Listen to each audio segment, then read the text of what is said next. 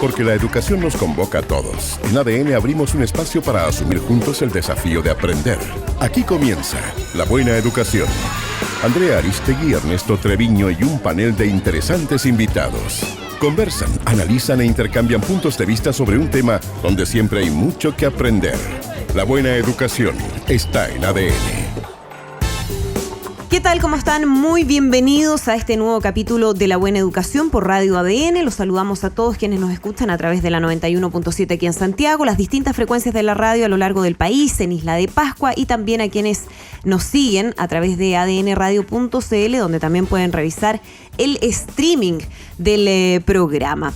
Vamos a comenzar ya a conversar de un nuevo tema muy interesante. Para ello estamos listos con Ernesto Treviño, mi compañero, quien además es director del Centro de Políticas Comparadas de Educación de la Universidad Diego Portales, el experto del programa. ¿Cómo estás, Ernesto? Muchísimas gracias una vez más por acompañarnos.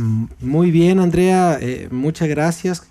Como siempre, con un gran agrado de estar el día de hoy para conversar sobre un tema con el que, bueno, hasta personalmente me siento identificado como un inmigrante en Chile, ¿no? Después de haber llegado de México para acá hace casi 20 años.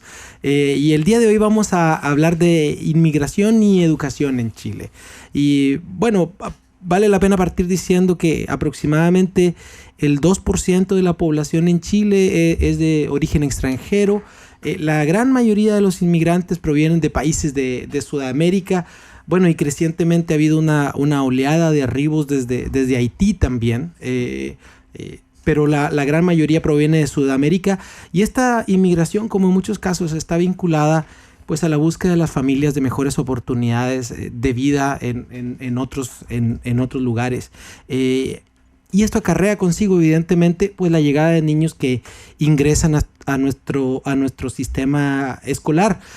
De lo poco que vamos sabiendo de la inmigración en Chile es que, bueno, estos niños tienden a estar segregados en algunas escuelas en particular, por un lado, y por otro lado que tenemos muchos desafíos en su atención, porque hay como dos posturas radicales de cómo enfrentar esto de la inclusión de los niños inmigrantes en las escuelas. Por un lado está la idea de la igualdad, el tratar a todos de igual manera, y desconociendo, digamos, las diferencias, ¿sí? Es decir, tapar las diferencias, o bien reconocer las diferencias de cada uno y darle la misma valía a las distintas culturas. Pero ahí también hay un amplio rango para atender a los niños.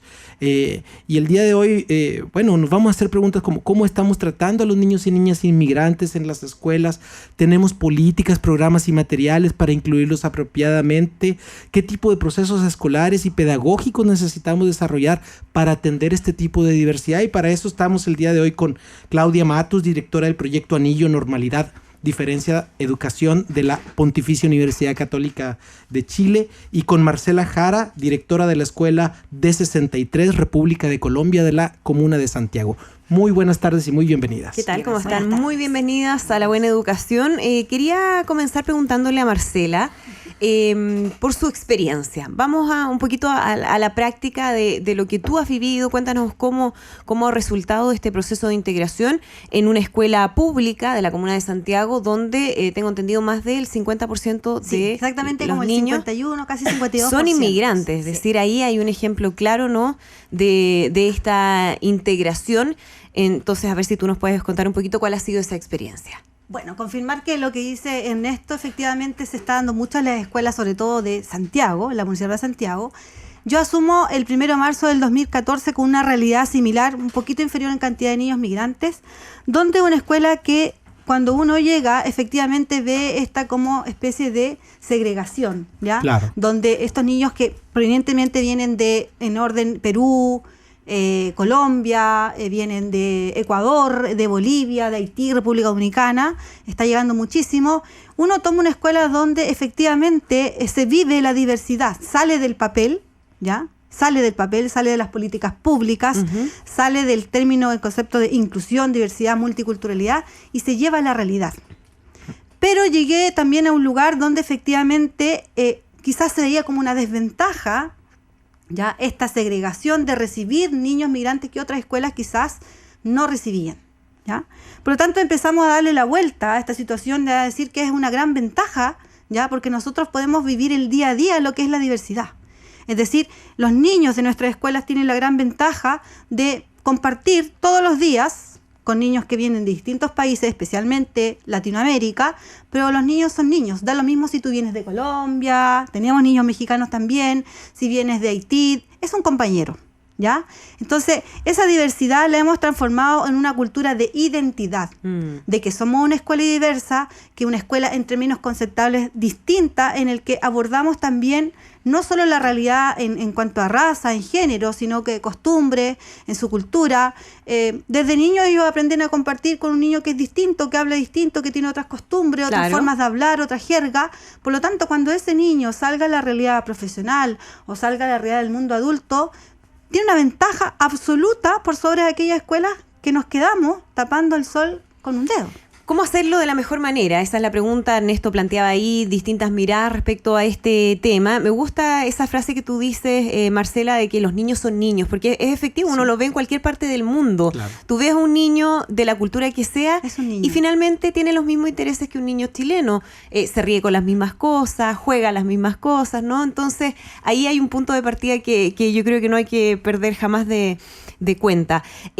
Claudia, me gustaría ir al tema más de la academia, ¿no? O cómo se ha visto esto ya en términos de estudios, si es que hay algún tipo de experiencia que quizás a nosotros nos pueda servir a nivel internacional, como para tener un camino respecto a de qué manera enfrentar de la mejor forma posible esta integración, que además sabemos es bastante reciente en nuestro país, es decir, no somos un país de inmigrantes históricamente, como sí ocurre en Estados Unidos, en Australia, en otras partes del mundo, sino que hemos vivido este fenómeno a partir también del crecimiento económico que ha tenido nuestro país. Me gustaría ir entonces a eso, ¿no? ¿Qué se ha hecho en otras partes del mundo que podrían servirnos quizás de modelo o de referencia? Sí, mira, yo creo que en ese sentido la investigación de manera, y estoy hablando aquí de manera general, que un poco la preocupación que nosotros, a propósito de la cual nosotros en el proyecto Anillo tratamos de generar una pregunta distinta, para ir justamente un poquito más allá acerca de lo que ya se sabía, ¿no es cierto?, producto de las investigaciones que se hacían en relación a estos temas.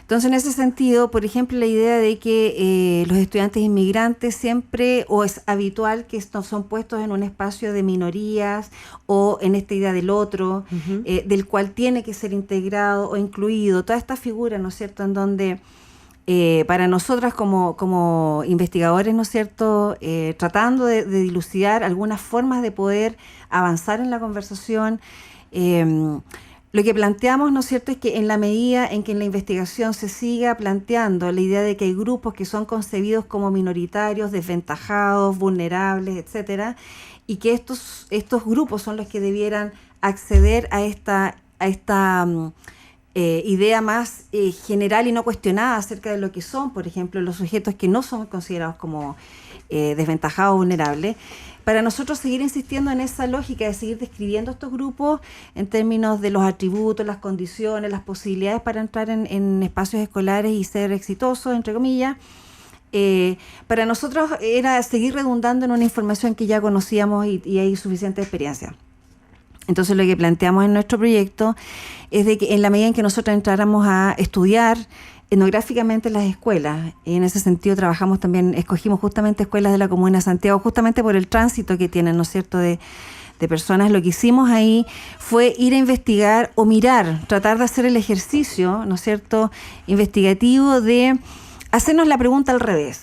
¿Ya? En estos colegios, en estas escuelas donde hay alta población inmigrante, ver cómo se produce la idea de normalidad, o sea, mirando al otro lado, claro, en vez de seguir investigando sobre cómo estos chicos inmigrantes se incluían en este espacio escolar, que incuestionado, ¿no es cierto?, en el sentido de no mirar cómo se producía por el otro lado esta idea de chilenidad, de esta idea del ciudadano chileno que tiene ciertas condiciones, ciertos atributos y que los otros son tan diferentes. O sea, en el fondo era preguntarnos qué es lo tan distinto que tiene un estudiante peruano, un estudiante colombiano en relación a un chileno. Ya, interesante ahí ese cambio de foco, ¿no? Sí. Respecto al tema, me gustaría ir a los resultados, ¿no?, de lo que ustedes han estudiado, pero primero vamos a ir a una pausa, nos vamos a ir con música esta semana se anunció además que venían aquí a Chile, así que estamos muy a propósito de la contingencia musical, nos vamos con los Rolling Stones y su tema Miss You. Ya estamos de regreso.